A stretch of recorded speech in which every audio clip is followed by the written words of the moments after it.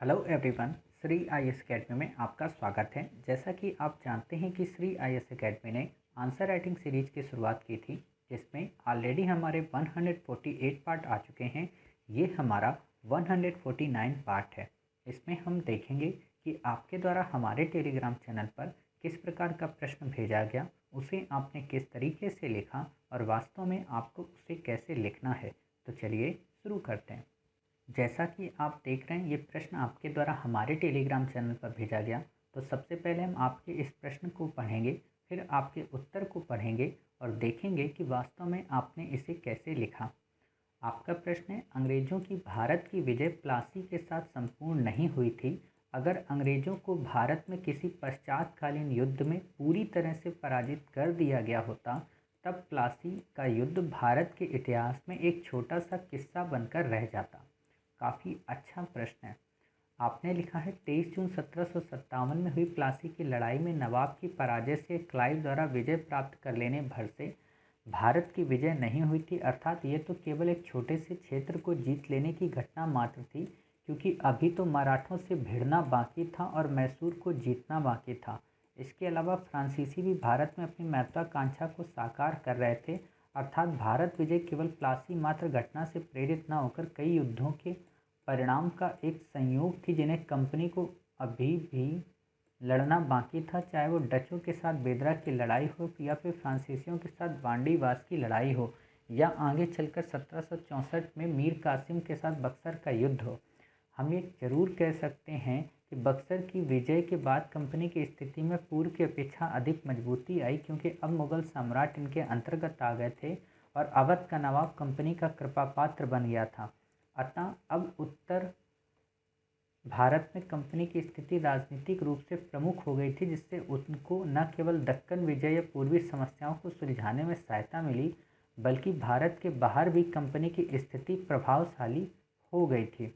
निष्कर्षतः कहा जा सकता है कि कंपनी को लगातार जो जीतें मिलती गईं, उसी की वजह से भारत विजय का कंपनी के सपनों का मार्ग प्रशस्त होता गया, क्योंकि पश्चातकालीन किसी भी युद्ध में कंपनी को पराजित कर दिया गया होता तो कंपनी केवल कहानी बनकर भारत में याद की जा रही होती। देखो, आपने ये बात ठीक लिखी निष्कर्ष।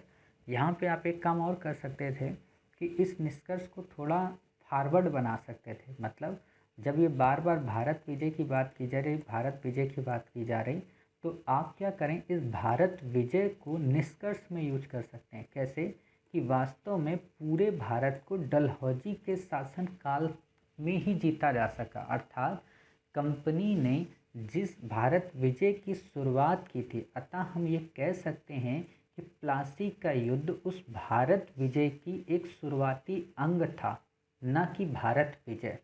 ऐसा भी आप निष्कर्ष लिख सकते हैं। हालांकि आपने जो लिखा है निष्कर्ष वो ठीक है, लेकिन आप अपने निष्कर्ष को कुछ इस तरीके से भी बता सकते हैं। क्लियर?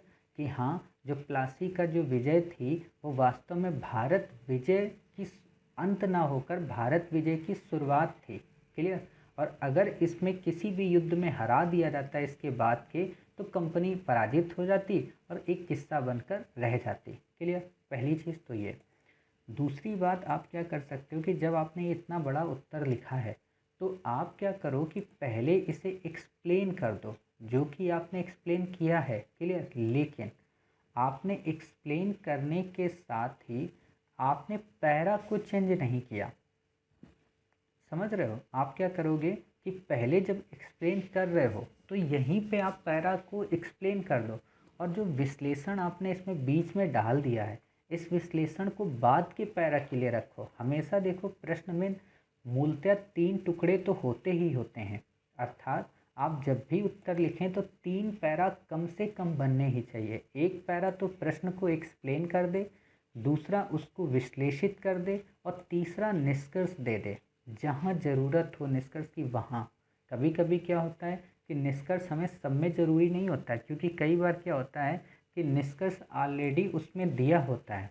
तो वो प्रश्न हम देखेंगे कि वास्तव में किस में हमें निष्कर्ष लिखना है, किस में हमें निष्कर्ष नहीं लिखना है। तो आप अपनी इस चीज़ को क्या कर सकते हो कि एक्सप्लेन कर दो, और विश्लेषण आपको बाद में करना है दूसरे पैरा पे।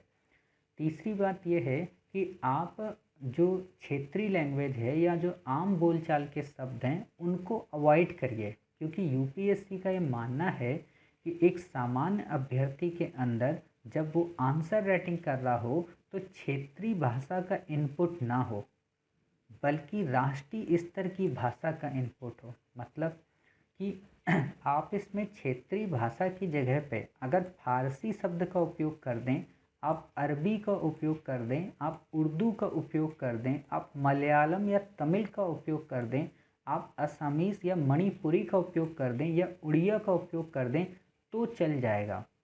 लेकिन अपनी लोकल लैंग्वेज का अगर आप उपयोग करते हैं, जैसे भिड़ना, क्लियर, भिड़ना वर्ड एक तरीके से ये बहुत ही लोकल हो गया। अभी तो मराठों के साथ संघर्ष बाकी था, संघर्ष यहाँ पे वर्ड आएगा, क्लियर। और मैसूर को जीतना बाकी था। अब यहाँ पे बार बार ये जो वर्ड बाकी है, बाकी वर्ड भी गलत है, यहाँ पे शेष था। देखो ये जो होती है ना टर्मोलॉजी, इस पे हमें अपनी कमांड बनानी होती है। खासतौर पर हिंदी मीडियम्स के एस्पायरेंट्स के अंदर सबसे बड़ी समस्या यही होती है कि वो अपनी लोकल लैंग्वेज से एक मानक स्तर की लैंग्वेज तक नहीं पहुंच पाते, जिस कारण उनका उत्तर पढ़ने में हास्यास्पद लग जाता है। और एग्जामिनर उस मानकता को जब देखता है कि ये अभ्यर्थी यूपीएससी के मानक शब्दों का उपयोग नहीं कर रहा है, तो फिर वो अंकों में कटौती कर देता है। तो आपको इन बेसिक शब्दों से बचना है कि भिड़ना, बाकी, बाकी की जगह आप शेष करो, भिड़ना की जगह आप संघर्ष करो। अब सोचो अगर आपने ये लाइन लिख दी, जैसे आपने ये लाइन लिखी, क्योंकि अभी तो मराठों से भिड़ना बाकी था और मैसूर को जीतना बाकी था। अब आप यहाँ पे अगर यही लाइन लिख दो, क्योंकि अभी तो मराठों से संघर्ष बाकी था और साथ में मैसूर के साथ में प्रतिरोध शेष था, एक बाकी एक शेष, क्लियर। या फिर आप ऐसे कर दो कि अभी तो मराठा व मैसूर के साथ संघर्ष बाकी था, जिसमें अभी ये निश्चय ही नहीं हो पा रहा था कि कौन विजित होगा कौन पराजित होगा।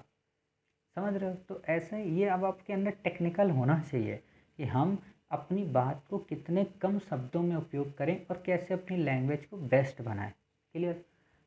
चौथी बात ये है कि आप क्या करें कि अपने इस प्रश्न को आप लिखते ठीक हैं, आंसर भी ठीक लिख रहे हैं, लेकिन आपका ये उत्तर अपठनीय बन जाता है जब आप इसको काफ़ी सिंक्रोनाइज करके लिख देते हो। ज़्यादा सिंक्रोनाइज करके मत लिखिए, थोड़ा गैप रखिए हर एक आंसर में।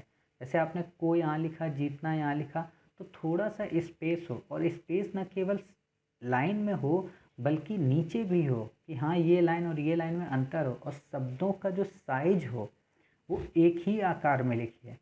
आपके शब्द कई बार क्या हैं कि कुछ शब्द आपके ब्राह्मी लिपि में लिखे हैं, मतलब बाईं से दाईं ओर को झुके हुए हैं, कुछ शब्द आपके खरोष्टी लिपि में लिखे हुए हैं, दाईं से बाईं ओर को झुके हुए हैं।